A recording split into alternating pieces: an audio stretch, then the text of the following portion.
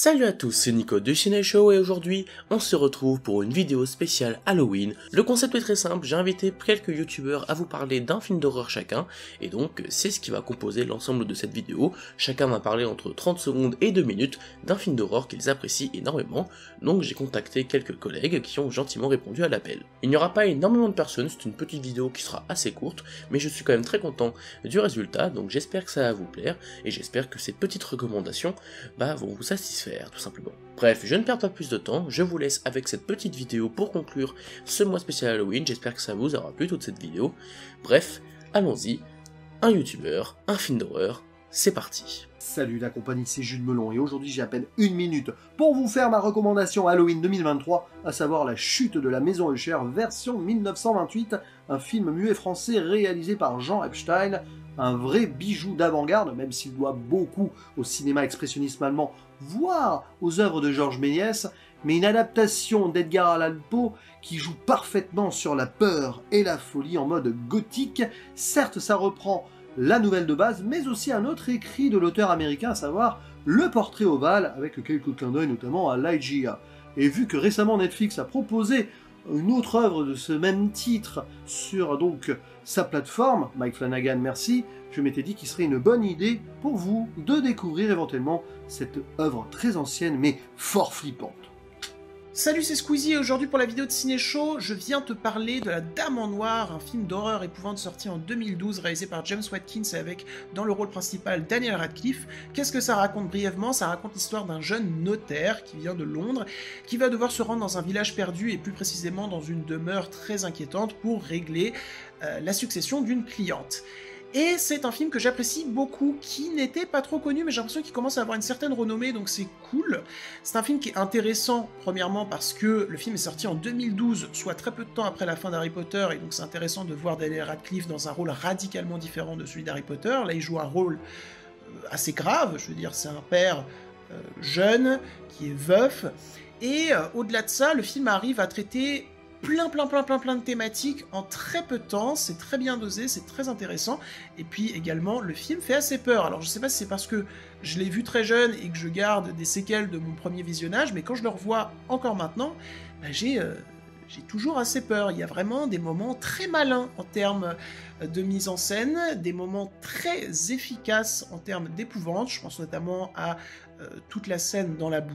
Voilà, et je vais pas vous en dire plus, c'est un film de fantôme, c'est un film de la Hammer, c'était le grand retour de la Hammer à l'époque, et c'est très chouette, voilà. C'est un film parfait pour Halloween, n'est-il pas? Voilà, allez, salut, c'était McFly et Carlito. Salut à tous, c'est Guillaume Cassard, et je vais quant à moi vous parler du film Le Rituel, sorti en 2017. Dans Le Rituel, 4 amis partent en randonnée dans une forêt suédoise, et ça tourne mal. Avec sa photographie magnifique instaurant une ambiance particulièrement sinistre et son casting excellent, rêve pas en tête, Le Rituel avait constitué pour moi une excellente surprise. Au programme, une tension palpable, des twists inattendus, et une psychologie poussée qui font du Rituel un film d'horreur particulièrement réussi. Idéal pour Halloween donc, et dispo sur Netflix donc facilement accessible. Vous m'en direz des nouvelles. Bon visionnage! Bonjour, bonsoir, salut beau gosse, salut belle gosse, c'est mes Romain et j'espère que tu vas très bien aujourd'hui. Et en même temps, comment ne pas aller bien alors que c'est la période d'Halloween? Il y a une ambiance qui est presque mystique dehors, qui est presque étrange, ça donne le sourire en bouche, je vais pas vous mentir. Pour cette période, il faut obligatoirement regarder des films d'horreur. Mais c'est compliqué de trouver des œuvres qui sortent du lot. Tout le monde a déjà vu Halloween, The Thing, Hellraiser, Vendredi 13 ou encore Les Griffes de la Nuit, Sacré Baignoire... ouais, pardon. Mais il y a un film parfait pour Halloween et dont personne ne parle, The Poughkeepsie Tapes. Et mon accent anglais est une catastrophe.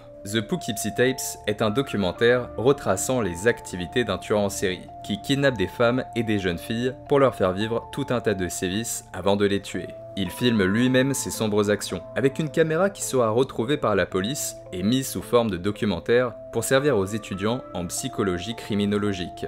Oui, The Poughkeepsie Tapes est une fiction, mais par son caractère réaliste, on a l'impression d'être devant un véritable documentaire.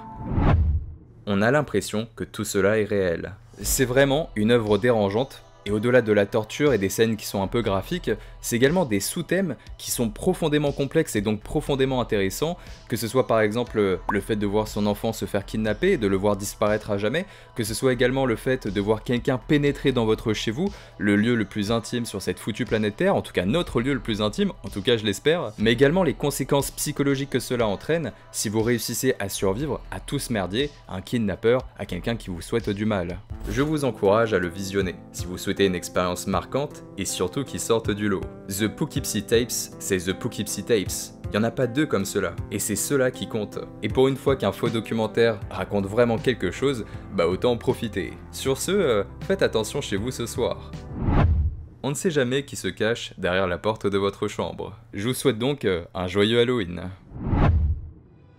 Bonjour Cinéchaud, c'est Cinéphage et donc pour Halloween cette année je conseillerais un film connu mais peu vu.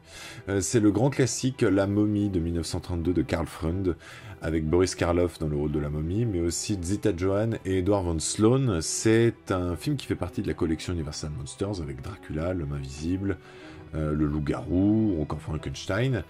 Et c'est la première itération au cinéma du film La Momie, et pour ma part, pour moi, c'est la meilleure, tout simplement parce que Boris Karloff est effrayant, beaucoup plus effrayant que La Momie qu'on a pu voir dans Brendan Fraser ou dans Tom Cruise, où le but était plus l'aventure que l'horreur. Là, le but est véritablement l'horreur, mais aussi un certain côté romantique. Puisque le but de La Momie Imhotep, c'est de retrouver sa bien-aimée qui a été réincarnée en une belle jeune femme des années 30, incarnée par Zita Johann, et je trouve que le romantisme est encore à ce jour indélébile et assez sublime, donc c'est un film que je vous conseille chaudement. Salut tout le monde, aujourd'hui j'ai envie de vous proposer Brain Dead, réalisé par Peter Jackson, qui a réalisé Le Seigneur des Anneaux. Tout débute sur l'île de Skull Island, comme dans King Kong, évidemment, parce que Peter Jackson est un fan de King Kong, même la scène finale de Brain Dead est une référence à King Kong, et puis il y a un singe rat, il mord les gens, ça devient des zombies, et on a Lionel qui doit tous les buter. C'est sanglant, c'est trash, c'est humoristique, on a un bébé zombie, oui, un bébé zombie. C'est fascinant à quel point ce film va nous faire marrer, mais va aussi nous dégoûter. Il y a une vision de l'horreur qui est vraiment dégueulasse, et c'est fait avec 3 millions de dollars, cette histoire. Donc vraiment, comme Sam Raimi, bah c'est fait avec 2 bouts de ficelle, et puis Sam Raimi, il avait Ash avec une tronçonneuse, ici on a Lionel avec une tondeuse à gazon. Je sais que certains connaissent déjà Brain Dead, mais si vous ne le connaissez pas, lancez-vous, et on voit déjà les débuts de Peter Jackson, une réalisation avec une patte, c'est-à-dire que même des moments tu dis tiens, Gandalf il a été filmé pareil dans Le Seigneur des Anneaux, sauf que là on te filme un zombie. Voilà pour ma petite recommandation, passez un bon Halloween et merci Cinéchaud pour l'invitation.